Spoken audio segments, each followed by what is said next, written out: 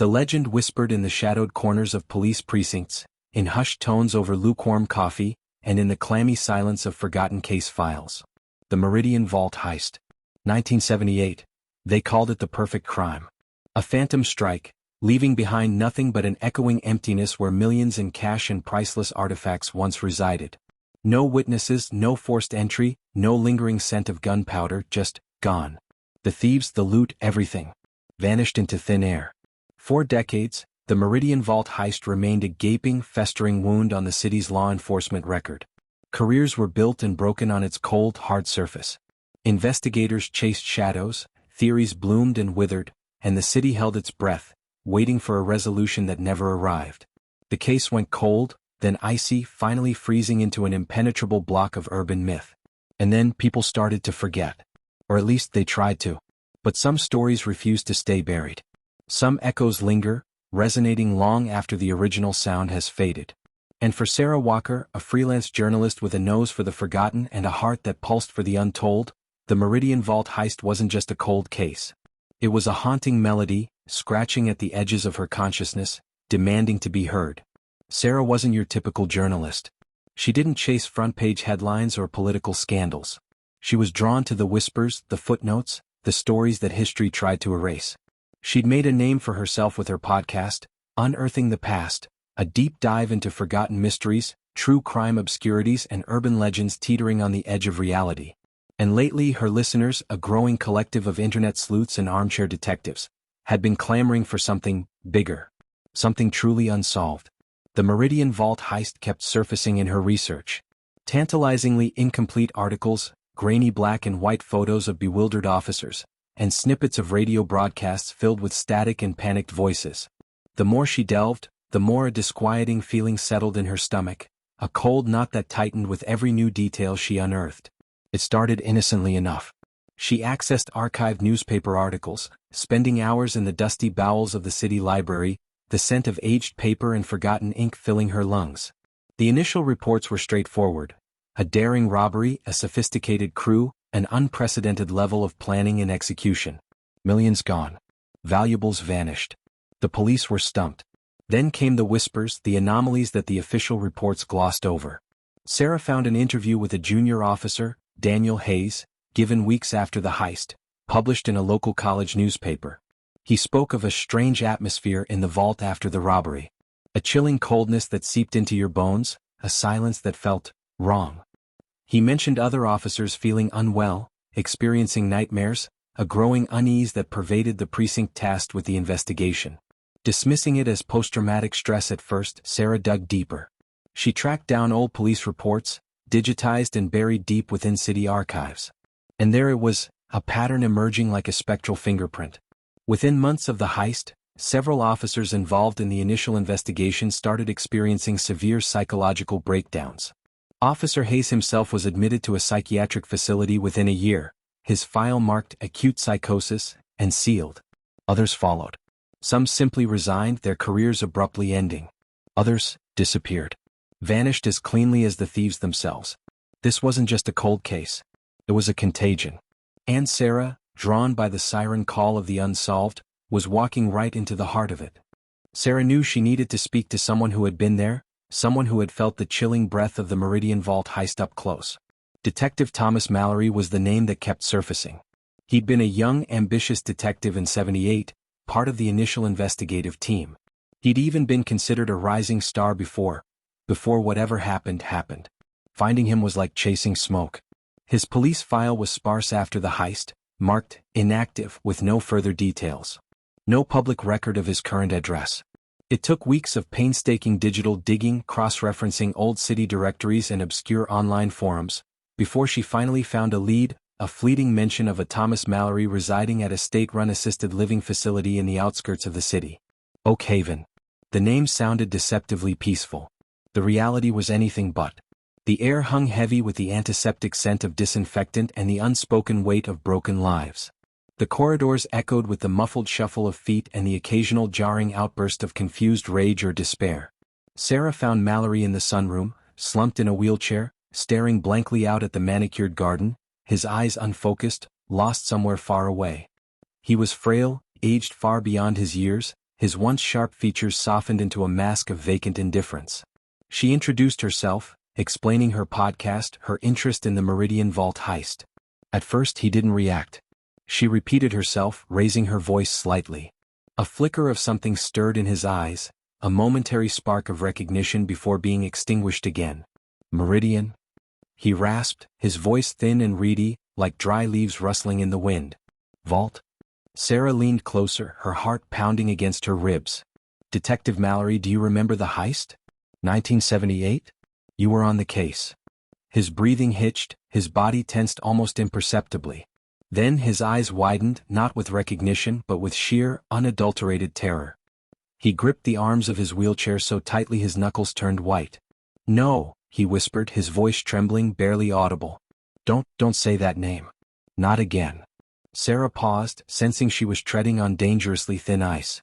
Detective, I just want to understand. What happened after the heist? To the investigation. He started to shake his head violently, his eyes darting around the room as if expecting something to materialize from the shadows. They took it. They took everything. Who, detective? Who took everything? His gaze locked onto hers for a fleeting moment, and in that brief, terrifying instant, Sarah saw a flicker of the man he once was, trapped behind a wall of fear and madness. The masks, he choked out, his voice a strangled whisper. It was the masks. Masks? What masks? The official reports mention no masks worn by the thieves. This was new, disturbing. What masks, Detective Mallory? What are you talking about?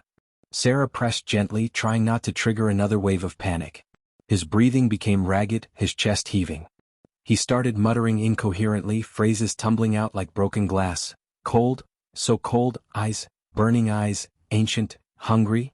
Then his eyes rolled back in his head and he slumped forward in his wheelchair, unconscious. A nurse rushed over, her expression a mixture of concern and weary resignation. He has these episodes, she explained, checking his pulse. Triggered by memories, I suppose. The past. Sarah watched as they wheeled Mallory away, his frail body limp and unresponsive. The word, masks, echoed in her mind, a chillingly cryptic clue in a puzzle that was becoming increasingly unsettling. She left Oak Haven with a knot of dread tightening in her stomach. Detective Mallory wasn't just mentally ill, he was broken. Broken by something connected to the Meridian Vault heist. And that something, it seemed, wore masks. Sarah returned to her research, focusing on the stolen artifacts. The official inventory listed cash, jewelry, and artifacts. Priceless artifacts, the reports emphasized, belonging to a private collector, a reclusive billionaire named Elias Thorne, who had stored them in the Meridian Vault for safekeeping. She found a partial inventory in a supplementary report, detailing some of the stolen items. Antique coins, ancient jewelry, a Roman bust, and a collection of Egyptian artifacts. Egyptian artifacts. The word resonated with an ominous hum. Ancient Egypt. Masked. Could there be a connection? She tracked down Dr. Alastair Finch, the curator of the city's Museum of Antiquities, a renowned expert in Egyptian history and artifacts, and a consultant who had been briefly involved in the initial police investigation, assisting in identifying the stolen Egyptian items. Dr. Finch was a man of refined tastes and meticulous habits, his office a sanctuary of organized chaos, filled with books, artifacts, and the faint, comforting scent of old parchment. He greeted Sarah with polite curiosity, listening intently as she explained her podcast and her interest in the Meridian Vault heist. When she mentioned the Egyptian artifacts and Detective Mallory's cryptic reference to masks, a subtle shift occurred in Dr. Finch's demeanor. His genial smile tightened and a shadow flickered across his eyes. He leaned back in his leather chair, his gaze fixed on some unseen point in the distance. The Egyptian artifacts, he murmured, his voice losing its usual warmth. Yes, those were unique. Thorne was a rather eccentric collector. He acquired some unusual pieces. Unusual how? Sarah pressed, sensing a change in his tone. Dr. Finch hesitated, tapping his pen against his desk. Let's just say they weren't your typical museum pieces. Thorne was interested in obscure, shall we say, aspects of Egyptian history. Artifacts connected to lesser-known deities' older beliefs. Like what? He sighed, running a hand through his thinning gray hair. There was a small collection of canopic jars, unusually old and disturbing in their craftsmanship. And then, there was the mask of Anubis. Sarah's breath hitched. Masked? Anubis? The connections were starting to coalesce, forming a chilling picture. The Mask of Anubis? What was so special about it? Dr. Finch's voice dropped to a near whisper. It was unique. Unlike any Anubis mask I've ever seen. Made of a dark, almost obsidian-like material, intricately carved, with eyes. Burning eyes even in the dim light of the vault. Thorne claimed it was incredibly ancient, predating even the early dynasties. He said it radiated a presence. Burning eyes. Detective Mallory's words echoed in Sarah's mind. Eyes? Burning eyes. The hair on the back of her neck prickled. Did you examine it closely? She asked, her voice barely above a whisper. Dr. Finch shuddered almost imperceptibly. Briefly. I didn't like being near it.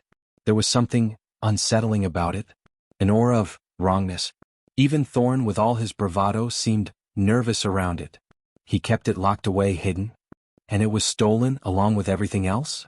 Dr. Finch nodded slowly, his gaze distant and troubled. Yes, gone. Along with the rest of Thorne's collection. Dr. Finch, Sarah said, leaning forward, her voice urgent.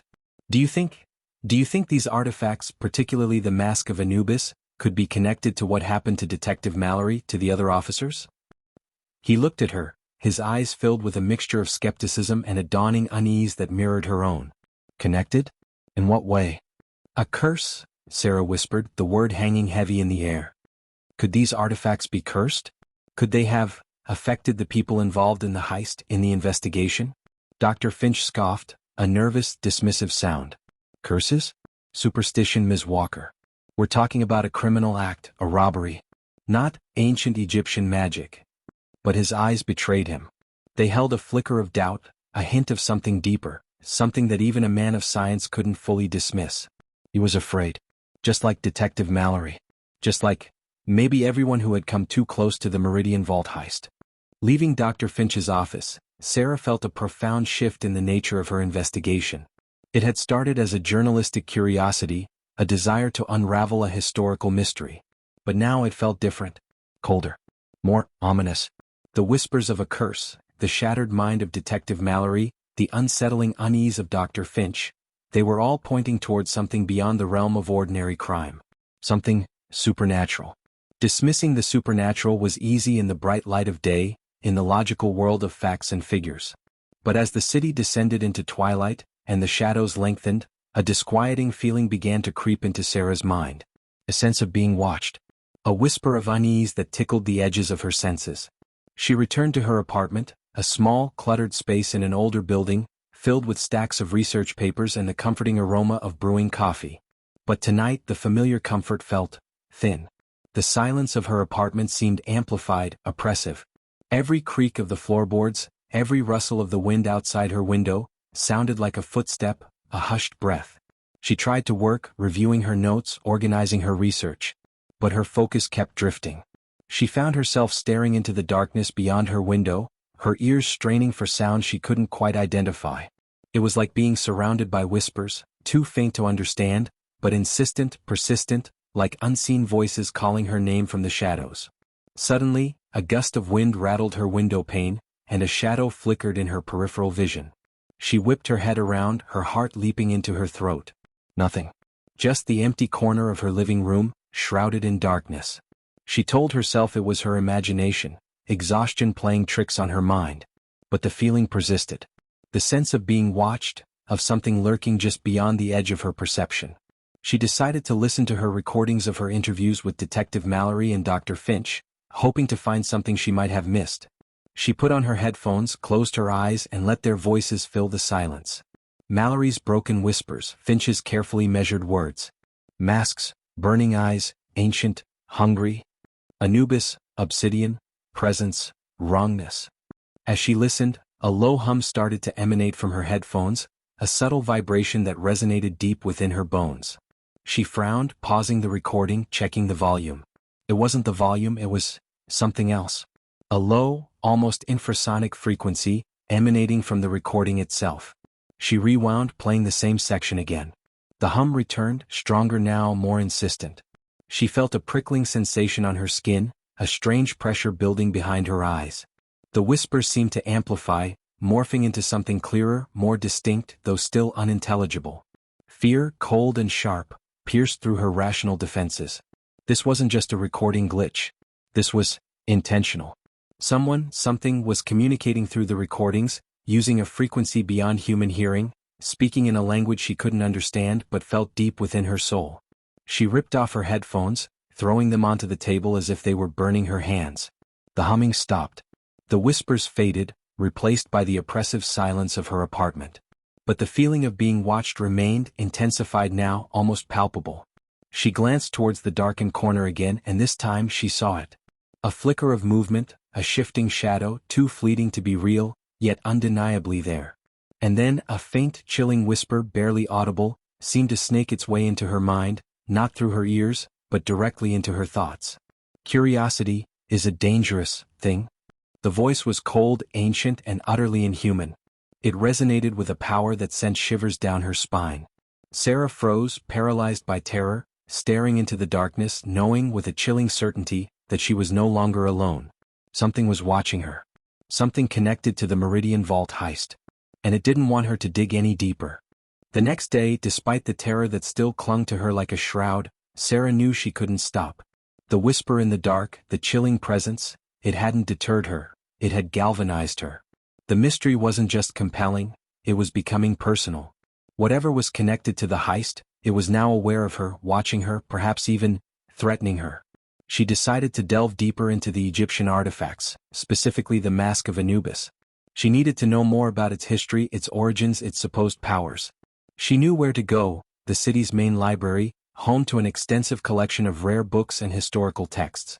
The library was a sanctuary of quiet contemplation, a vast cathedral of knowledge where the weight of centuries seemed to press down from the towering shelves. Sarah made her way to the Egyptian history section, her footsteps echoing softly in the hushed halls. She spent hours poring over books on ancient Egyptian mythology, funerary rituals, and obscure deities. Anubis, the jackal-headed god of death and embalming, featured prominently.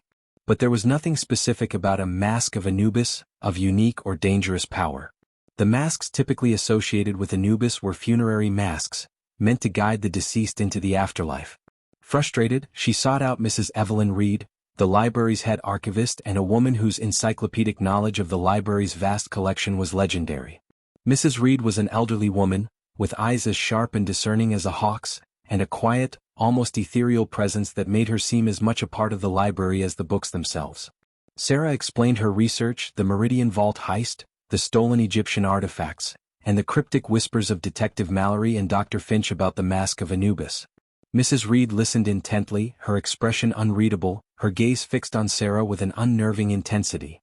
When Sarah finished, Mrs. Reed was silent for a long moment, her fingers tapping lightly on the ancient wooden desk.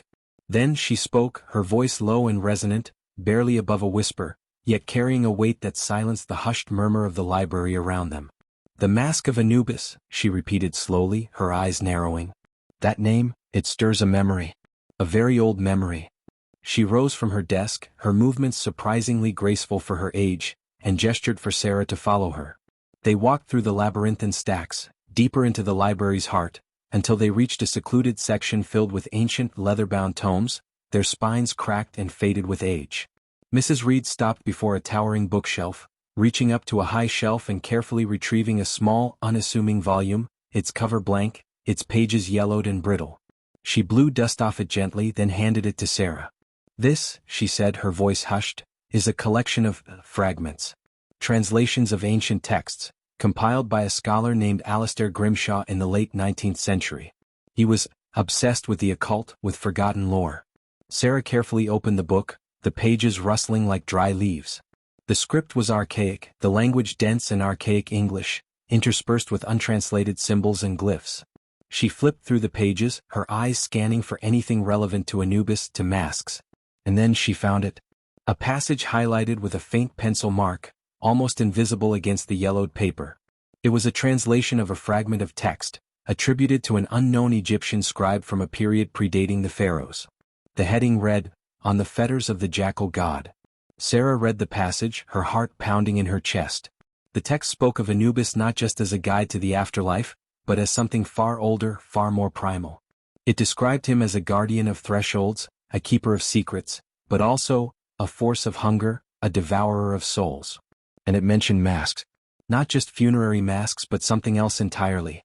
The vessels of his gaze, the fetters of his will. Woe to those who gaze upon them unbidden, for their eyes shall become his own, their minds, his feeding grounds. The masks, wrought from the heart of the void, they bind him, yet they also unleash him. To possess them is to possess a sliver of the endless night, but to wield them is to court oblivion itself. Sarah's breath caught in her throat. Fetters of the jackal god. Vessels of his gaze. Burning eyes. It all clicked into place with terrifying clarity. The mask of Anubis wasn't just an artifact, it was something else entirely. A conduit. A prison. And perhaps a key. She looked up at Mrs. Reed, her eyes wide with a mixture of fear and dawning understanding. "Mrs. Reed," she whispered, "do you know anything more about this? About these masks?" Mrs. Reed nodded slowly, her gaze grave. "There are legends. Whispers in the forgotten corners of history. Tales of masks not meant to be seen, not meant to be touched. Masks that taint, that corrupt, that drive men mad." She placed a hand on Sarah's arm, her touch surprisingly strong. "Child," she said, her voice filled with a deep, unsettling concern. "You are treading on dangerous ground. Some mysteries are best left buried. Some doors are best left unopened. The Meridian Vault heist, it is not just unsolved. It is tainted. Leave it be. For your own sake." But Sarah knew she couldn't. The whisper in the dark, the chilling presence, the broken minds, the ancient curse, it was all pulling her deeper into a darkness she couldn't ignore. The librarian's warning was a death knell, a stark and terrifying confirmation of everything she had begun to suspect. The Meridian Vault heist wasn't just unsolved. It was haunted. And the haunting had just begun to claim her. Sleep offered no escape. It became another battlefield, a haunted landscape where the whispers intensified, and the shadows took on terrifying forms. Sarah's dreams were no longer her own. They were invaded, corrupted by the encroaching darkness of the Meridian Vault heist. Night after night, she found herself trapped in the vault. Not the modern, sterile vault described in the police reports, but something ancient, primal. The walls were no longer steel and concrete but rough-hewn stone, slick with moisture, pulsating with a low, subterranean hum. The air was thick with the cloying scent of decay and something else, something metallic and hungry. In these dreams, she was always alone, lost in the labyrinthine depths of the vault, the silence broken only by the drip, drip, drip of unseen water and the growing sense of dread that coiled in her stomach like a serpent. She would wander through endless corridors, each turn leading her deeper into the darkness, the feeling of being watched growing stronger with every step. Then she would see them. The masks. Not just one but many. Floating in the darkness, suspended in the air like malevolent stars. Masks of obsidian, carved in the likeness of jackals, their features sharp, angular, inhuman. And their eyes burned. Burning with an inner fire, a cold, malevolent light that pierced through the darkness and fixated on her. They were not just eyes, they were gaze. A gaze that saw into her soul, that stripped away her defenses, her rationality, leaving her exposed, vulnerable, utterly terrified. The gaze was hungry, predatory, and it seemed to whisper to her, not in words, but in emotions, in pure, unadulterated fear. The dreams escalated, becoming more vivid, more terrifying. In one dream she saw the thieves. Not as shadowy figures of legend, but as ordinary men, their faces etched with desperation and greed. They were inside the vault, their flashlights cutting through the darkness, their movements frantic, hurried. They were collecting the loot, the cash, the jewelry, the artifacts. And then they found it. The mask of Anubis. In her dream, Sarah watched as one of the thieves, a man with haunted eyes and trembling hands, reached out and touched the mask. As his fingers brushed against the obsidian surface, a jolt seemed to ripple through the vault. The lights flickered, the humming intensified, and the air grew icy cold. The thief recoiled, his face contorted in a silent scream. And then, the masks awakened. The obsidian eyes blazed, the jackal faces twisted into expressions of ancient rage. They descended upon the thieves not physically but psychically, engulfing them in a wave of psychic energy, a torrent of fear and madness. Sarah watched in horror as the thieves' eyes glazed over, their bodies convulsing, their minds shattering under the onslaught of the mask's gaze. They were no longer thieves. They were vessels, hollow shells filled with a madness not their own. She would wake up screaming, drenched in sweat, her heart pounding like a trapped bird in her chest. The dream images lingered, burned into her mind, blurring the line between reality and nightmare. The obsidian eyes, the burning gaze, the silent screams of the thieves, they haunted her waking hours, a constant reminder of the darkness she was delving into. Sleep offered no escape. It was becoming a gateway, a conduit through which the darkness of the Meridian Vault heist was seeping into her life, slowly, insidiously, claiming her mind, her sanity, her very soul. The masks were watching her, even in her dreams. And their gaze was growing stronger, hungrier, more possessive with each passing night. Driven by the terrifying clarity of her dreams and the librarian's dire warning, Sarah returned to the city archives, determined to find any mention of the Mask of Anubis beyond the scant police inventory. She knew Elias Thorne was the key. His collection, his obsession with obscure artifacts. It had to hold the answers. She spent days sifting through Thorne's personal papers, archived after his death years after the heist. Receipts for art acquisitions, cryptic letters from obscure antiquities dealers, fragmented journal entries filled with rambling philosophical musings and unsettlingly vivid descriptions of his dreams. Thorne was a man consumed by secrets, a collector of the forbidden and the unknown. Amidst the chaotic jumble of his papers, Sarah found a series of letters, exchanged between Thorne and a colleague, a fellow collector named Professor Armitage. The letters spanned years, detailing Thorne's increasingly obsessive search for rare Egyptian artifacts, his growing fascination with Anubis, and his eventual acquisition of a mask of unparalleled antiquity and power, as Thorne described it. One letter, dated just months before the heist, sent shivers down Sarah's spine. Thorne wrote to Armitage, his tone a mixture of excitement and palpable fear. "My dear Armitage, I have acquired it. The mask. It is even more potent than I imagined. Its presence is overwhelming. I feel watched constantly even when it is locked away. My dreams have become disturbing. Visions of jackals, of shadows, of endless night. Yet I cannot bring myself to part with it. It calls to me, Armitage, whispers promises of knowledge, of power beyond human comprehension. But I fear I have unleashed something I cannot control. I fear it is not I who possesses the mask, but the mask that possesses me." The letter ended abruptly, cut off mid-sentence as if Thorne had been interrupted or overcome. It was the last letter in the correspondence. After this, silence. And then the Meridian Vault heist. Sarah felt a chill run down her spine. Thorne's words were chillingly prophetic.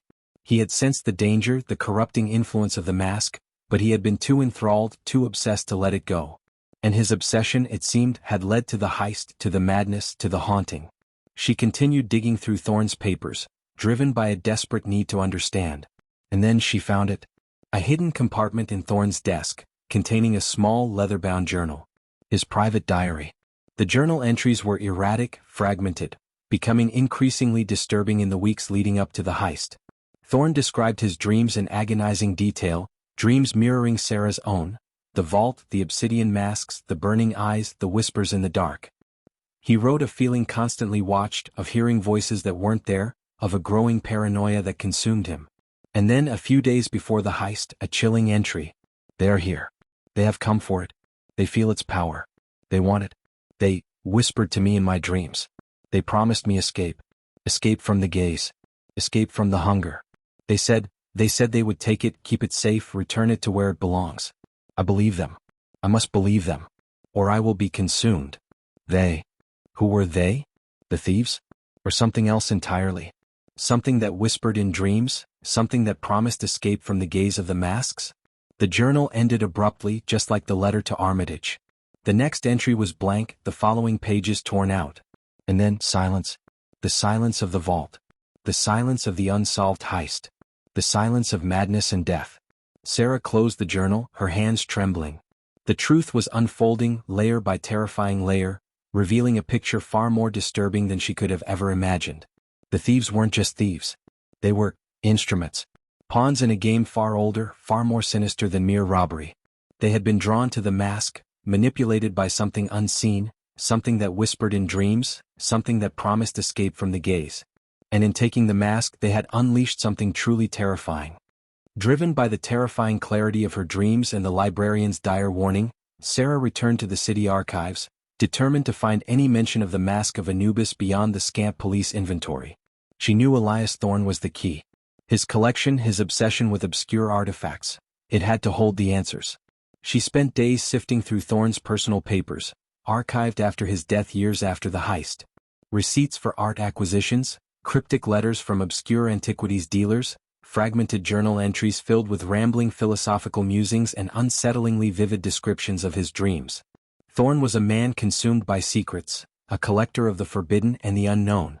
Amidst the chaotic jumble of his papers, Sarah found a series of letters, exchanged between Thorne and a colleague, a fellow collector named Professor Armitage. The letters spanned years, detailing Thorne's increasingly obsessive search for rare Egyptian artifacts, his growing fascination with Anubis, and his eventual acquisition of a mask of unparalleled antiquity and power, as Thorne described it. One letter, dated just months before the heist, sent shivers down Sarah's spine. Thorne wrote to Armitage, his tone a mixture of excitement and palpable fear. "My dear Armitage, I have acquired it. The mask. It is even more potent than I imagined. Its presence is overwhelming. I feel watched constantly even when it is locked away. My dreams have become disturbing. Visions of jackals, of shadows, of endless night. Yet I cannot bring myself to part with it. It calls to me, Armitage, whispers promises of knowledge, of power beyond human comprehension. But I fear I have unleashed something I cannot control. I fear it is not I who possesses the mask, but the mask that possesses me." The letter ended abruptly, cut off mid-sentence as if Thorne had been interrupted or overcome. It was the last letter in the correspondence. After this, silence. And then the Meridian Vault heist. Sarah felt a chill run down her spine. Thorne's words were chillingly prophetic. He had sensed the danger, the corrupting influence of the mask, but he had been too enthralled, too obsessed to let it go. And his obsession, it seemed, had led to the heist, to the madness, to the haunting. She continued digging through Thorne's papers, driven by a desperate need to understand. And then she found it. A hidden compartment in Thorne's desk, containing a small leather-bound journal. His private diary. The journal entries were erratic, fragmented, becoming increasingly disturbing in the weeks leading up to the heist. Thorne described his dreams in agonizing detail, dreams mirroring Sarah's own, the vault, the obsidian masks, the burning eyes, the whispers in the dark. He wrote of feeling constantly watched, of hearing voices that weren't there, of a growing paranoia that consumed him. And then a few days before the heist, a chilling entry. "They are here. They have come for it. They feel its power. They want it. They whispered to me in my dreams. They promised me escape. Escape from the gaze. Escape from the hunger. They said they would take it, keep it safe, return it to where it belongs. I believe them. I must believe them. Or I will be consumed." They. Who were they? The thieves? Or something else entirely? Something that whispered in dreams? Something that promised escape from the gaze of the masks? The journal ended abruptly, just like the letter to Armitage. The next entry was blank, the following pages torn out. And then silence. The silence of the vault. The silence of the unsolved heist. The silence of madness and death. Sarah closed the journal, her hands trembling. The truth was unfolding, layer by terrifying layer, revealing a picture far more disturbing than she could have ever imagined. The thieves weren't just thieves. They were instruments. Pawns in a game far older, far more sinister than mere robbery. They had been drawn to the mask, manipulated by something unseen, something that whispered in dreams, something that promised escape from the gaze. And in taking the mask, they had unleashed something truly terrifying. Sarah knew she had to see the Meridian Vault for herself. To feel the atmosphere, to sense the echoes of what had transpired there decades ago. It was no longer a working vault. After the heist, it had been decommissioned, sealed off, left to gather dust and shadows. Tracking down its location was surprisingly easy. Old city records and forgotten newspaper articles pinpointed its location beneath the Meridian Bank building, a grand aging structure in the city's downtown core, now mostly deserted, a relic of a bygone era. Gaining access was more challenging. The building was officially off-limits, secured and monitored. But Sarah was resourceful and she knew how to find cracks in the system. A forgotten service entrance, a broken security camera, a little bit of luck and a lot of nerve, and she was in. The Meridian Bank building was eerily silent, a mausoleum of forgotten commerce. Dust motes danced in the shafts of weak sunlight filtering through grimy windows. The air was stale, stagnant, carrying the faint scent of decay. Sarah navigated the deserted corridors, guided by faded blueprints she had found in the archives, her footsteps echoing in the oppressive silence. She reached the vault level, a subterranean space shrouded in darkness. The vault door was massive, made of thick steel, rusted and scarred, still bearing the weight of its forgotten purpose. It was sealed shut, but Sarah noticed a small maintenance access panel on the side, secured by rusted bolts. With trembling hands she worked the bolts loose, her heart pounding against her ribs. The panel creaked open, revealing a narrow, dark opening. She hesitated for a moment, a wave of dread washing over her. This was it. She was about to step into the heart of the darkness, into the echoing silence of the Meridian Vault. Taking a deep breath, she squeezed through the opening, dropping into the inky blackness beyond. The air inside the vault was instantly colder, heavier, carrying a palpable sense of unease. The silence was absolute, broken only by the frantic thumping of her own heart. She activated her flashlight, its beam cutting through the oppressive darkness, revealing the interior of the vault. It was larger than she expected, a vast, cavernous space lined with empty shelves and storage lockers, coated in a thick layer of dust. The atmosphere was oppressive, suffocating, heavy with a sense of absence. Not just the absence of the stolen valuables, but the absence of something more fundamental, something vital. She moved slowly, cautiously, her flashlight beam dancing across the empty space. She felt watched. The same chilling sensation she had experienced in her apartment, amplified here in the heart of the vault. The whispers seemed closer now, swirling around her, just beyond the edge of her hearing, in the rustling of dust motes, in the echoing silence. She reached the center of the vault, the area where Thorne's artifacts, including the Mask of Anubis, had been stored. The space was empty, marked only by a faint circle of discolored dust on the floor, as if something heavy and powerful had once resided there. As she stood there, bathed in the cold silence and oppressive darkness, a wave of nausea washed over her. The air seemed to thicken, becoming almost viscous, pressing down on her, suffocating her. The whispers intensified, coalescing into something clearer, more distinct, almost intelligible. And then she saw it. In the shadows at the edge of her flashlight beam, a flicker of movement. A shifting shadow, too fleeting to be real, yet undeniably there. And then a pair of eyes. Burning eyes just like in her dreams. Glowing with a cold, obsidian light, fixed on her from the darkness. Terror, raw and primal, seized her. She stumbled back, gasping for breath, her flashlight beam shaking wildly. The eyes remained unmoving, unwavering, their gaze piercing her, burning into her soul. And the whispers, they were no longer whispers. They were coalescing into words, forming a voice, ancient, cold, and utterly inhuman. You should not have come. Curiosity is a fatal flaw. The voice echoed in the vault, not through her ears, but directly into her mind, resonating with the same chilling power she had felt in her dreams in her apartment. The eyes moved closer, emerging from the shadows, coalescing into a form, indistinct, shifting, yet undeniably there. A presence, ancient, powerful, and malevolent. Sarah knew with a chilling certainty that she had found it. The source of the haunting. The guardian of the vault. The entity bound to the Mask of Anubis. And it was not pleased to see her. It was hungry. And it was watching her, its obsidian eyes burning into her soul, ready to claim her as the next victim of the unsolved heist that still haunted investigators. Panic threatened to overwhelm Sarah, but a primal instinct for survival kicked in. She knew she couldn't run. She was trapped in the vault with something ancient and terrifying. She had to face it, to understand it, to somehow survive. Clutching her flashlight tightly, she focused her beam on the form emerging from the shadows. It was indistinct, shifting, like smoke or shadow coalescing into a vaguely humanoid shape. But the eyes were the focus, the anchors of its presence, burning obsidian orbs that radiated cold, predatory intelligence. What are you? She stammered, her voice trembling, barely audible above the frantic pounding of her heart. The voice echoed in her mind again, cold and dismissive. Meaningless questions. You are here. That is all that matters. The mask, Sarah forced herself to say, her voice gaining a sliver of strength. You're connected to the Mask of Anubis, aren't you?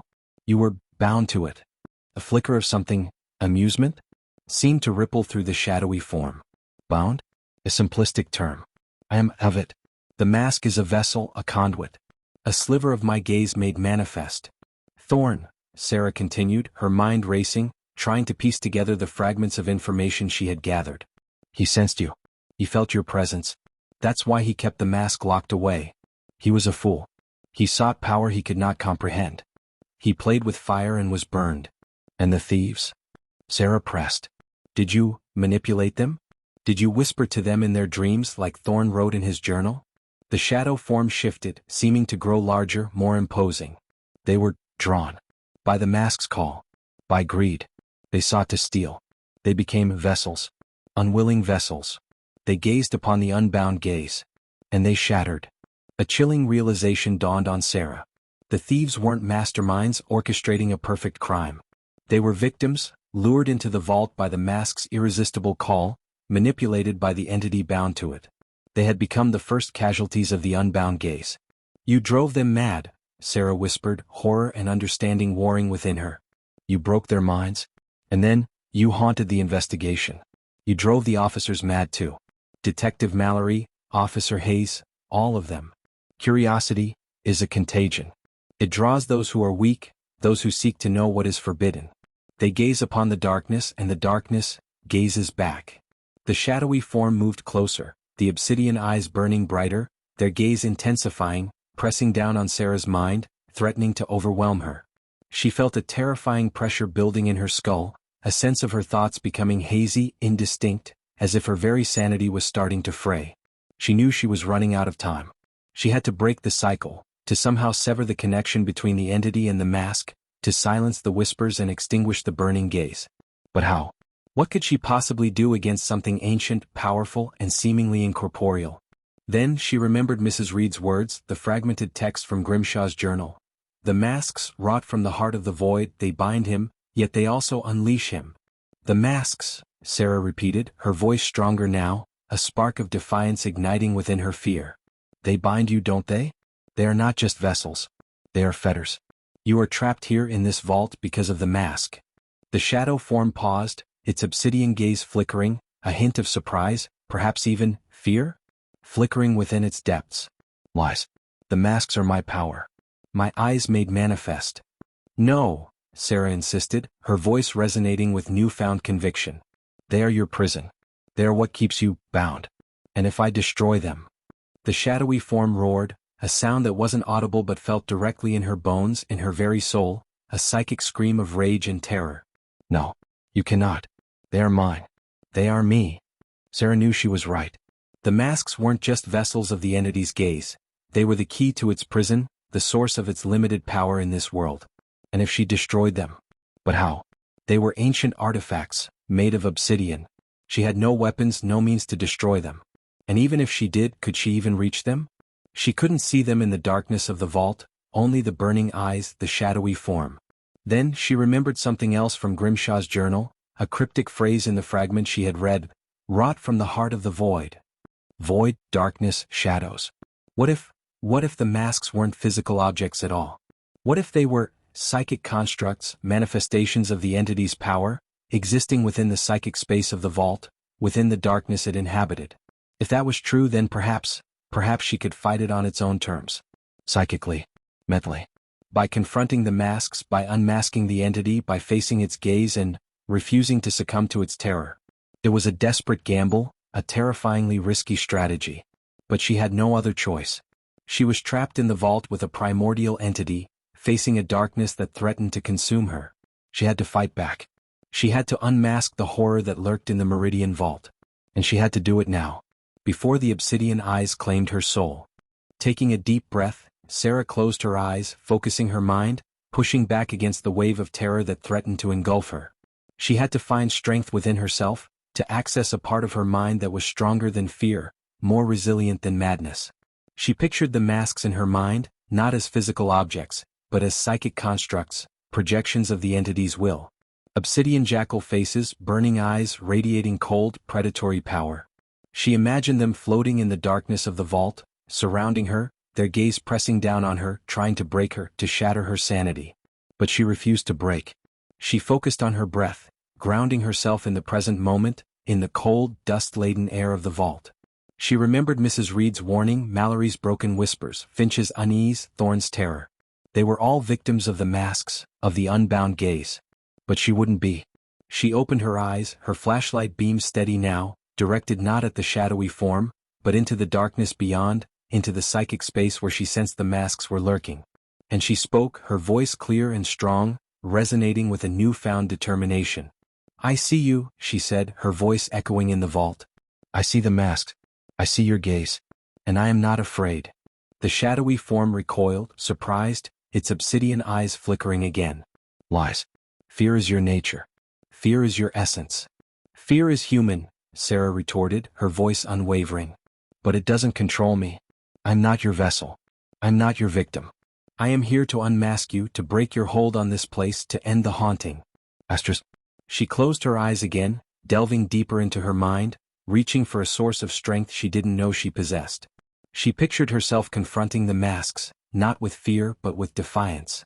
She imagined herself reaching out, not with her hands but with her will, with her mind, and stripping away the masks, one by one, shattering the illusion of their power.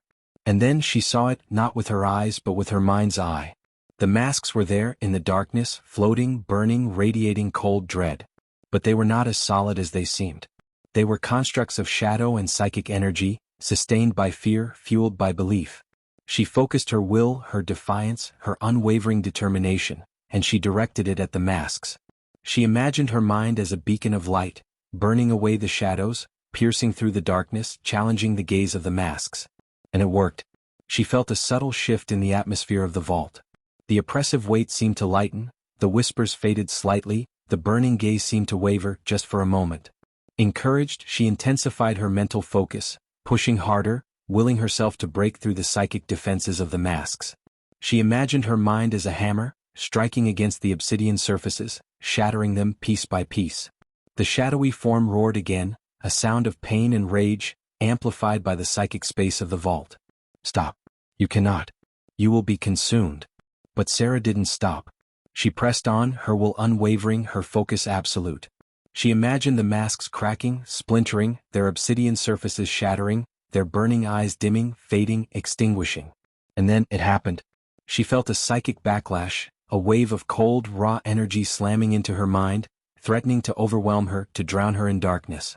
But she held firm, bracing herself against the onslaught, refusing to yield. And then the wave subsided. The oppressive pressure in her mind lifted. The whispers faded completely. The burning gaze, it was still there but weaker now, diminished, less intense. Less hungry. She opened her eyes, blinking against the sudden shift in the atmosphere. The vault felt different now. Still cold, still dusty, still silent. But the oppressive weight was gone. The feeling of being watched had vanished. The chilling presence, it was weaker, receding, retreating into the shadows. The shadowy form was still there, but it was smaller now, less defined, almost translucent. The obsidian eyes were still glowing, but their light was dimmer, flickering like dying embers. Impossible, the voice whispered, weaker now, tinged with disbelief and despair. You returned the gaze? Sarah realized what had happened. She hadn't destroyed the masks physically, but psychically. She had confronted their power, challenged their gaze, and returned it, reflecting their own fear and desperation back at them. She had unmasked the entity, not by removing a physical mask, but by shattering the illusion of its psychic power. The shadowy form flickered, then faded, dissolving into the darkness, the obsidian eyes winking out like extinguished flames.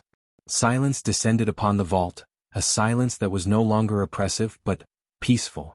Empty. Sarah stood there for a long moment, breathing deeply, her body trembling, her mind exhausted but strangely clear. The haunting was gone. The Meridian Vault was silent once more. But this time, it was a silence of resolution, not of terror. She had faced the darkness, confronted the gaze, and returned it.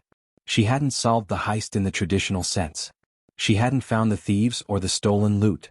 But she had solved the mystery that truly mattered. The mystery of the haunting. She had unmasked the horror that had plagued the Meridian Vault for decades, and in doing so, she had become part of its legend. Not as a victim but as a survivor. A witness to the darkness and a victor over its chilling gaze. The unsolved heist that still haunted investigators was finally, silently laid to rest. And Sarah Walker, the journalist who dared to unearth the past, walked out of the vault, leaving the shadows behind, carrying the weight of the truth, and the chilling echo of the obsidian eyes, forever imprinted on her soul. Sarah never spoke publicly about what truly happened in the Meridian Vault. The official story remained unchanged. The heist unsolved, the thieves vanished, the case cold. She presented her podcast listeners with a carefully curated narrative, focusing on the police breakdowns, the unsettling atmosphere, and the ancient Egyptian artifacts, hinting at a possible psychological contagion linked to the stress and mystery of the case. She left the supernatural aspect unspoken, veiled, a chilling subtext for those who knew how to listen between the lines. The podcast episode became her most popular yet, sparking intense online discussions and renewed interest in the Meridian Vault heist. Armchair detectives and internet sleuths pored over her findings, theorizing about everything from government conspiracies to elaborate insurance scams. No one came close to the truth, and Sarah kept it that way. Some secrets she realized were best kept buried. For the sake of sanity and for the sake of the world. Detective Thomas Mallory passed away peacefully in Oak Haven a few months later. The nurses mentioned he seemed calmer in his final weeks, less haunted, almost relieved. Dr. Finch, while still skeptical, admitted to a growing unease about the Egyptian artifacts, and quietly arranged for the museum to subtly de-emphasize its collection of obscure and ancient items. Sarah herself carried the weight of her experience, the memory of the obsidian eyes and the chilling whispers forever etched in her mind. She still had nightmares, sometimes dreams of the vault, of the masks, of the gaze. But they were no longer nightmares of terror, but of understanding, of remembrance, of a darkness faced and overcome.